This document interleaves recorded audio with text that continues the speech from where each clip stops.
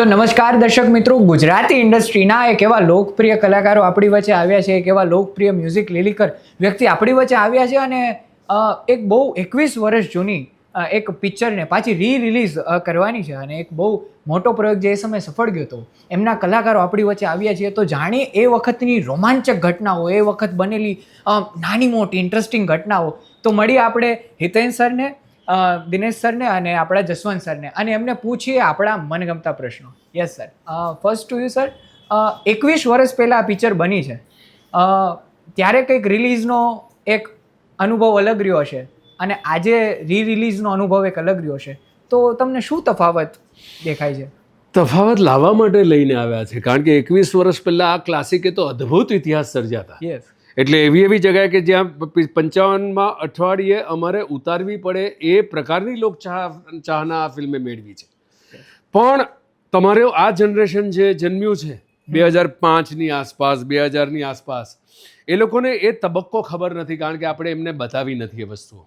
આજે લાઈફ એટલી બધી ઝડપથી આગળ વધી રહી છે કે પાછળની વસ્તુ જોવાનો સમય નથી હોતો. પણ આપણી પાસે એટલા કમાલના ખજાના છે જેને આજની ટેકનોલોજીને તમારા બધાના સાથ સહકારથી જો એ ખજાનાને ફરી પાછો ખોલવામાં આવે તો સૌથી અદ્ભુત. તમારા ઘરમાં 3 પેઢી પહેલાંનું એક ઘરેણું હોય અને એ ઘરેણું લઈને તમે બીજી કોઈ જ્વેલરી શોપમાં જાઓ તો તમને એ ડિઝાઇન ક્યાંય નહીં મળે મશીનથી બનાવ્યા પછી. પણ તમે તો હાથ કારીગરીથી બનેલું એ ઘરેણું સૌથી વધારે એન્ટિક તરીકે મૂલવો, એ એન્ટિકની ઓળખ કરાવવા માટે અમે લોકો આજે ફરી પાછો આ ઉત્તમ પ્રયોગ હિન્દુસ્તાનનો થઈ રહ્યો છે, જેમાં એક પ્રયોગમાં અમે સફળતા મેળવી છે જેનું નામ છે મૈયરમાં. મને નથી લાગતું તમારી જનરેશને લાલો સાંભળ્યું હશે.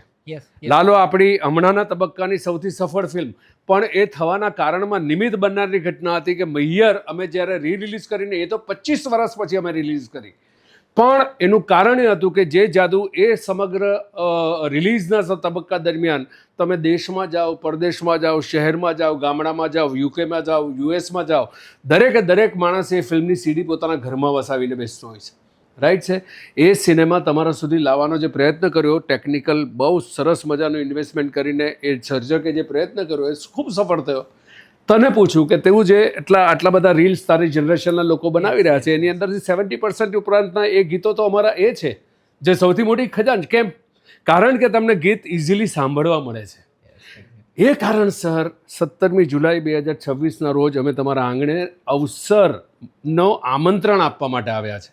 અને તમને પ્રોમિસ આપું છું, જે લાસ્ટ ટાઈમે પણ પ્રોમિસ આપ્યું હતું જ્યારે પ્રથમ વખત જ્યારે અમે લોકોએ પ્રયોગ કર્યો ત્યારે તારા જેવા મિત્ર કે 25 વર્ષ જૂની ફિલ્મ કોણ જશે, અને ત્યારે હું ઓન કેમેરા કહીને ગયો હતો કે સાહેબ 1 અઠવાડિયું તો જવા દો, ત્યાર પછી ખબર પડે. ને 6 અઠવાડિયા જે અદ્ભુત જાદુ ઊભો કર્યો હતો, એ જ વસ્તુ એના કરતાં વધારે સક્ષમ વાર્તા લઈને મેં તો પાલવડે બાંધી પ્રીત, તારા મધર ફાધરને જઈને પૂછજે, તારા ફળિયામાં કોઈને પૂછજે, દે ઓલ વિલ બી લવિંગ that film and we want to introduce that film to your generation and because of that we are releasing it now. Yes.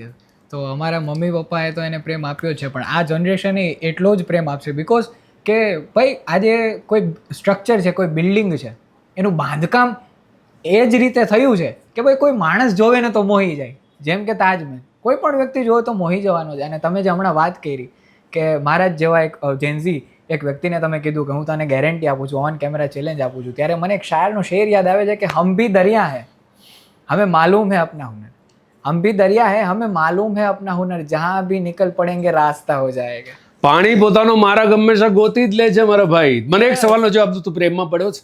Yes, exactly sir. તું તારા મમ્મી પપ્પાને પ્રેમ કરે છે? Yes sir. તે જિંદગીમાં સૌથી ઉત્તમ ગિફ્ટ શું આપી છે એમને? મારા મમ્મી પપ્પાને ખાસ તો મેં એમને છે ને એક જે સૌથી વધારે લોકો નથી આપી શકતા ને એ વસ્તુ આપી છે, સમય. યસ. શું કામ? હું તને એ જ કહું છું તારા થકી, તારા માધ્યમ થકી, કે જો તમે તમારા મા બાપને પ્રેમ કરતા હો તો સૌથી સુંદર, સરળ અને મજાની ગિફ્ટ તમે આપી શકો ને, પાલવડેની 2 ટિકિટ લઈને એમને આપો અને એમને થિયેટરનો દરવાજો સુધી પહોંચાડો. એ લોકો એમનો સુવર્ણકાળ, એમના મુગ્ધતાનો કાળ, જે ફિલ્મોની સાથે એમણે એમની જુવાની ગાડી છે ને, એ ફિલ્મ જોવાનો મોકો આપો, એમનો સંપૂર્ણ થાક ઓસરી જશે.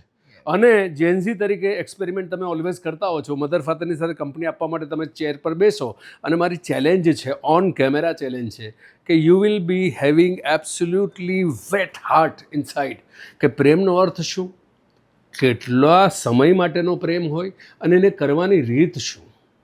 આ આપણી જ ગાથાઓ આપણે આપણા ઇતિહાસની અંદર સાચવીને બેઠા છે, આપણા લિટરેચરમાં સાચવીને બેઠા છે.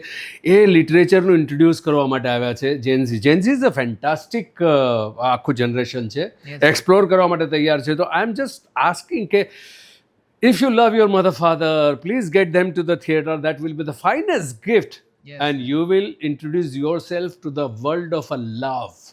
એ તબક્કે મારા એ દોરની ક્લાસિક લઈને તમને એમ કહેતો હું કે પ્લીઝ ડુ કમ. આજે અમે લોકો કોઈ કમર્શિયલ રીઝનસર નથી આવે, કારણ કે એ ફિલ્મ તો એ જમાનામાં જે કમાવાનું તો કમાઈ લીધું Yes, છે. sir. આજે એ ઇન્ટ્રોડક્શન માટે આવ્યા છે કે આ ઇન્વિટેશન છે તમારા બધા માટે કે please come and let us make this festival.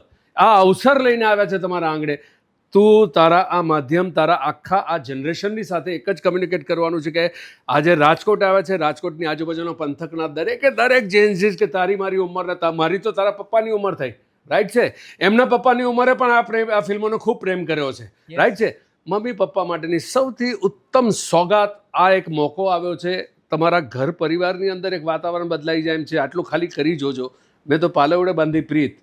અને આવી જ ફિલ્મ તમારા આ જ બધા જનરેશનની સાથે દર વર્ષે અમે લોકો પ્રયત્ન કરી રહ્યા છે કે આજે જે પણ નવી પ્રકારની સરસ ફિલ્મો બને છે, અદ્ભુત ફિલ્મો બને છે ટેકનિકલી ને આ બધી, જેનો એક સૌથી મોટો ભાગ હું પણ છું, પણ સાથે સાથે અમારી એ કરેલી એ સમયની ક્લાસિક્સને પણ તમારી વચ્ચે લાવતો જઈશ.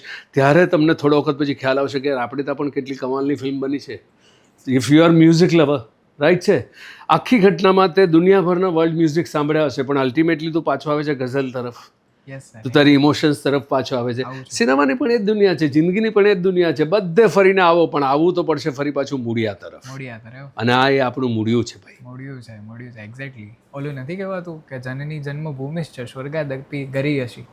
તો આ આપણી એક રીતે જનની છે. બધા કલાકારો માટે જનની તો આ જ છે. કરેક્ટ. અને આપણી માતૃભાષા છે, તો પાછા ફરીને અહીંયા જ આવવાનું. અને અત્યારના જનરેશનને ખાસ હિતેન સરે જે વાત કરી ફરીથી દોહરાવું છું કે તમારા વડીલોને અત્યાર સુધીની સૌથી શ્રેષ્ઠ ગિફ્ટ આપી શકાય એવું કઈ વસ્તુ બનતી હોય તો આ મૂવીની ટિકિટ છે.